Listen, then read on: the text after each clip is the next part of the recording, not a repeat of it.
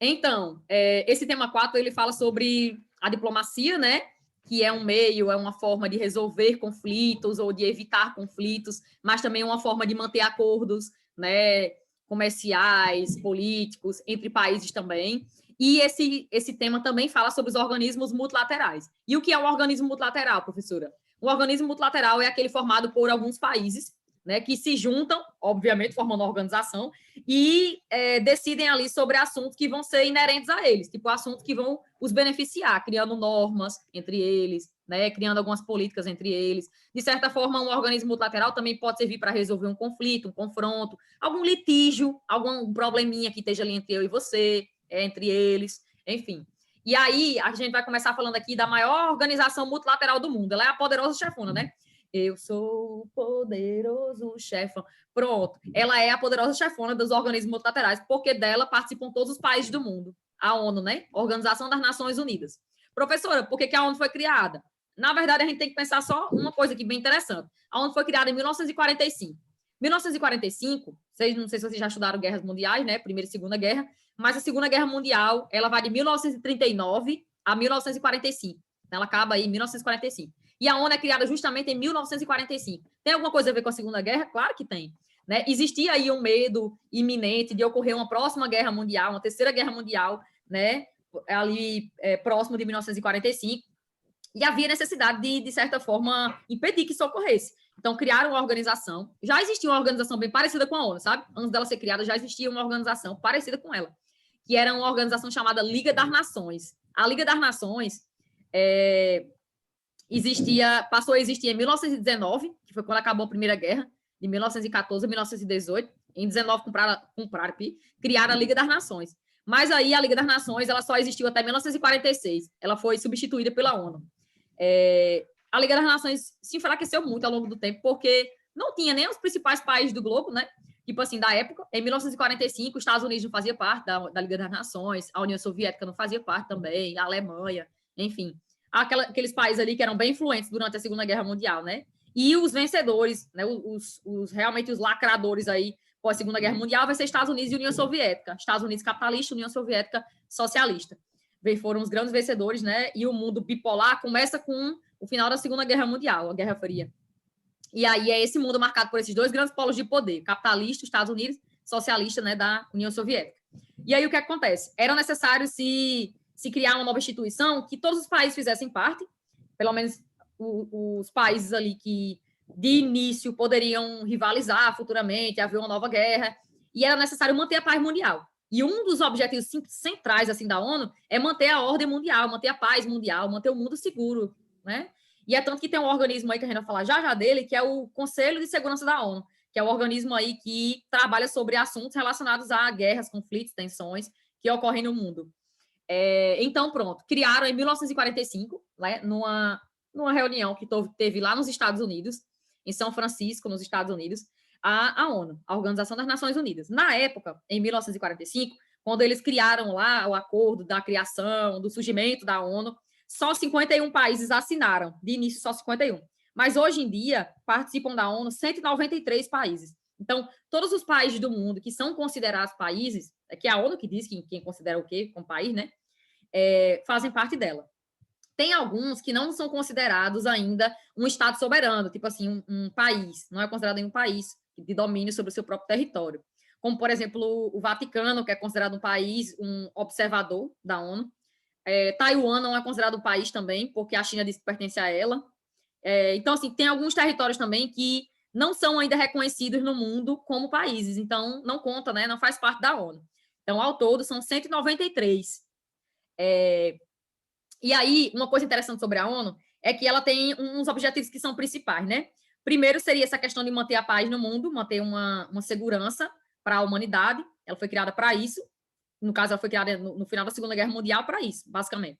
E persiste esse objetivo até hoje. E o outro seria manter a dignidade humana, dignidade das pessoas, tentar aí ajudar os países, né, a compreenderem que todas as pessoas têm direito de sobreviver, de ter acesso à educação, saúde, segurança, alimentos, enfim.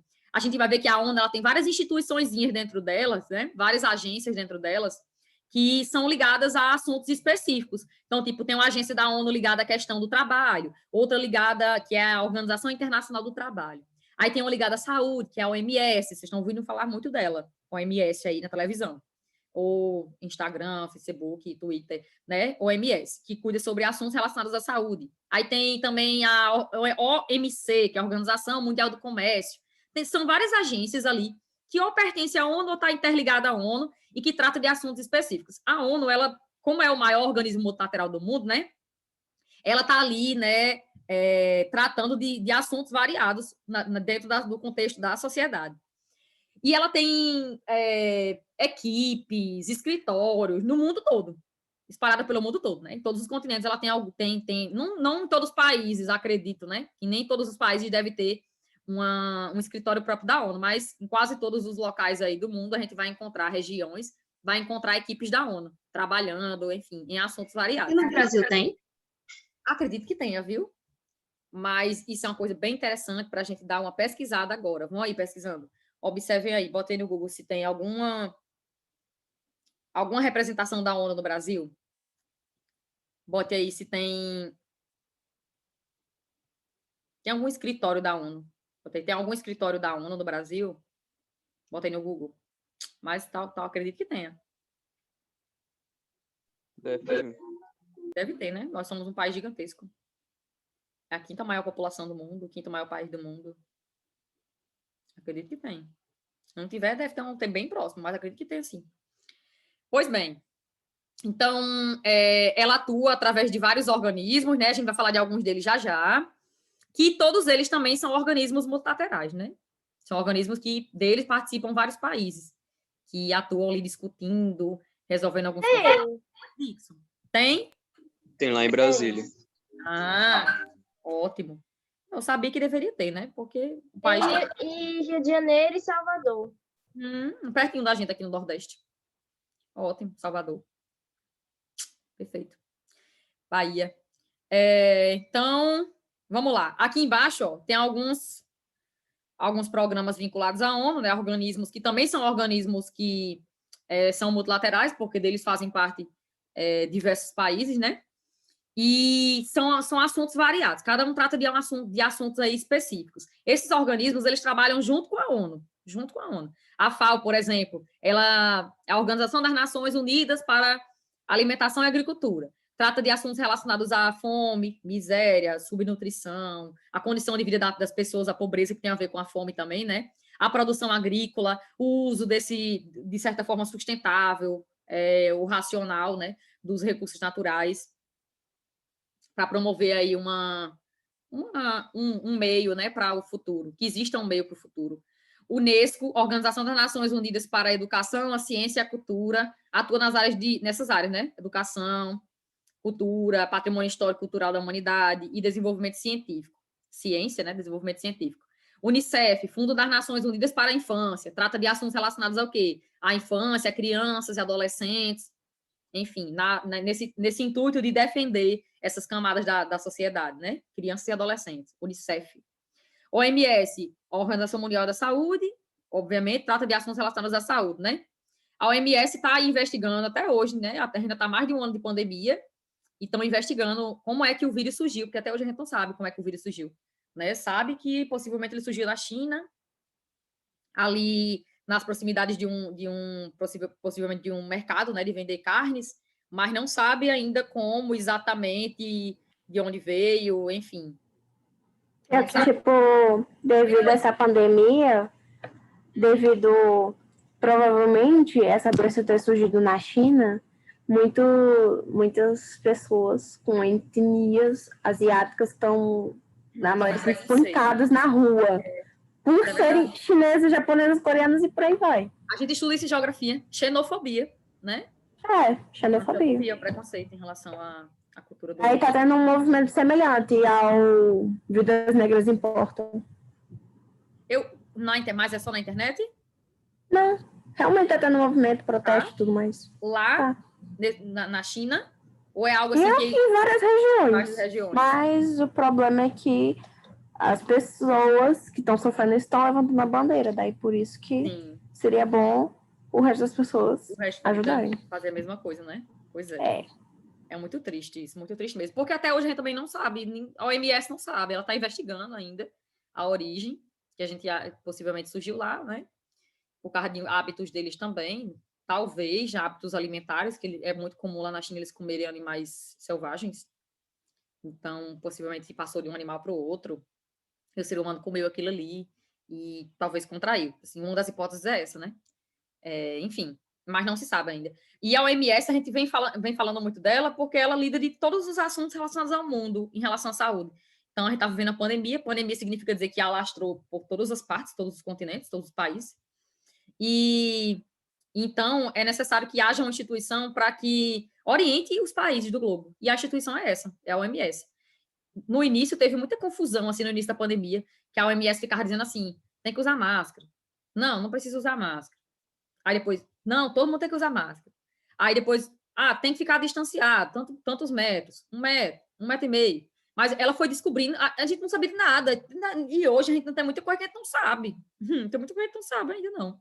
Então, assim, e vai sendo descoberta, a OMS vai repassando isso para os países e os países vão repassando para as pessoas. Mas é ela, e a poderosa chefona da saúde mundial é ela, a OMS. PNUD é o Programa das Nações Unidas para o Desenvolvimento. O PNUD lida também combate a pobreza e luta aí pelo desenvolvimento humano. Oi. É importante a gente saber isso. Por exemplo, o PNUD é quem faz a pesquisa do IDH, sabia?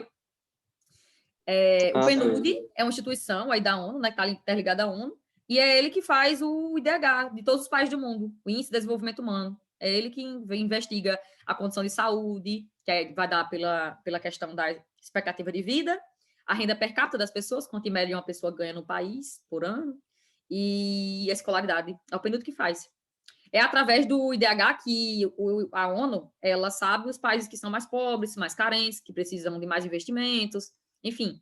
Está aqui dizendo que combate a pobreza em favor do desenvolvimento humano, mas esse órgão é extremamente importante. E uma das coisas que ele faz é isso, é investigar todos os países do mundo referentes aí à questão do IDH, condição de vida, padrão de vida nos países.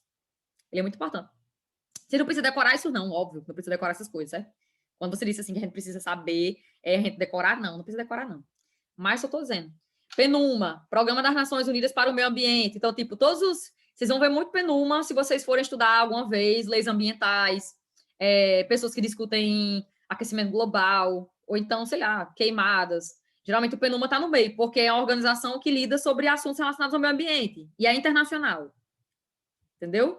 Tudo ligado a queimadas de florestas, o próprio aquecimento global, como eu falei, problemas ambientais, seja urbano, seja no espaço rural. Geralmente essas coisas são combatidas, são discutidas no PNUMA, pelo PNUMA, que é esse programa aí internacional, né, sobre meio ambiente, causas ambientais. Ok. Agora a gente vai falar sobre o Conselho de Segurança da ONU. Eu disse que dentro da ONU existem pelo menos 5 grandes órgãos, sabe?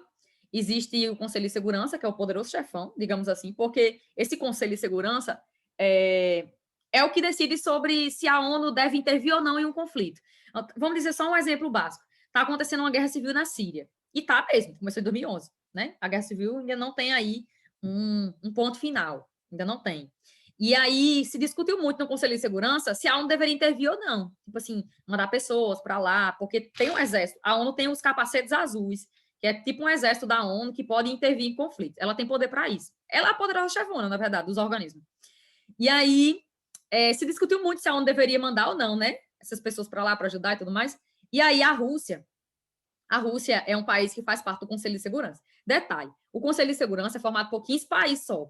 Olha como é um negócio meio doido. São 193 que fazem parte da ONU, 193. Mas no Conselho de Segurança, só quem faz parte deles são 15. E desses 15, 10 são temporários. Tem votação para eles ficarem lá durante 2 anos. Depois eles caem fora. Aí vai ter outra votação para ver se, né, outros vão entrar, outros 10 vão entrar. E 5 países, dos 193, né?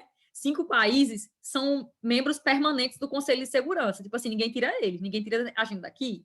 Nós somos membros permanentes. Aí quem são eles? Espera aí. Vou botar no mapa, né? Porque a pessoa ficar imaginando não é legal, não. Já vai botar logo o mapa do mundo, né? eles são muito poderosos, esses 5 países aqui que eu vou mostrar para vocês, porque eles têm poder de decidir. Como assim? Eles têm poder de anular decisões da ONU. Anular a decisão. Decidiram invadir não, ocupar um território para tentar ajudar numa guerra civil, como na Síria. Aí a Rússia fez, não quero e pronto, anulou a decisão da ONU. A gente não vai intervir, pronto, eu não quero. E tem poder para isso. A Rússia é um deles, certo? A Rússia é um dos membros permanentes do Conselho de Segurança. E quais são os outros, professora? Estados Unidos, obviamente. Estados Unidos está dentro do Conselho de Segurança da ONU e é permanente, ninguém tira. Brasil nem chega perto, o bichinho não chega perto, não se preocupem. Não se preocupem que a gente não está e não é mesmo permanente. Estou tentando ampliar de novo, porque vocês não vão ver direito. Aí quem é mais? Reino Unido aqui, ó, Europa, Reino Unido está dentro, é membro permanente. Bem pertinho, França, também é membro permanente. Já falei Estados Unidos, Rússia, né? França, Reino Unido, falta só um. China, a China. A China também está dentro do é um membro permanente do Conselho de Segurança. Professor, e o resto? Os 10? Os 10, como eu falei, são temporários, então eles ficam mudando, são eleitos através de uma votação entre eles, passam 2 anos e saem. O Brasil e o Japão foram os países que mais participaram como membros temporários. Existe um clube de países que tentam entrar, mudar essa perspectiva de membro permanente. E o Brasil é um deles que fica tentando entrar como membro permanente, mas é muito difícil isso acontecer. Muito difícil. Porque os próprios 5, eles não querem, né, essa entrada aí, esse ingresso de outros países nos membros permanentes. Então, é isso. Esse organismo é um organismo que está dentro da ONU e a ONU ela tem pelo menos 5 organismos que são extremamente importantes. Tem um Conselho de Segurança, tem uma Assembleia Geral, aí tem um Tribunal de Justiça, e eu já falei 3, né? E falta 2. Tem um secretariado e não lembro o outro. São 5 órgãos, certo? Que são extremamente importantes. Mas esse aqui, o objetivo maior da ONU é manter a paz do mundo, né? E esse organismo aqui, o Conselho de Segurança, né? É nada mais, nada menos do que o organismo que decide sobre isso, sobre a paz do mundo. Então, se houver alguma forma de evitar um conflito, quem decide é o Conselho de Segurança. Se houver, por exemplo, alguma forma de ajudar um país que está em guerra com outro, que fazem parte da ONU, quem decide? Conselho de Segurança. Só tem um porém, e é que aquela galera que é membro permanente, eles têm poder de decidir, vetar decisões da ONU. E aconteceu isso. O que eu estava falando do negócio da Rússia aconteceu mesmo. De 2013, eu não lembro qual foi o ano, não, que teve essa decisão, não lembro, não vou mentir. Mas eu sei que foi ali por volta de 2017, não lembro o ano especificamente, mas foi por ali, que tentaram discutir para ver se a ONU deveria intervir na guerra civil da Síria. E aí o governo o presidente da Rússia, o Putin, ele é amiguinho do presidente da Síria, o Bashar al-Assad. Eles são amigos. Então a Rússia apoia o governo do Bashar al-Assad. E aí disse que não aceitava, eles não aceitam que a ONU intervenha na guerra civil da Síria. E aí simplesmente vetou a decisão. E pronto. Acabou essa conversa. Se um dos membros permanentes decidirem que aquilo que está sendo discutido ele não aceita, acabou-se, porque eles têm poder de vetar decisões. Mas geralmente eles se unem, sabe?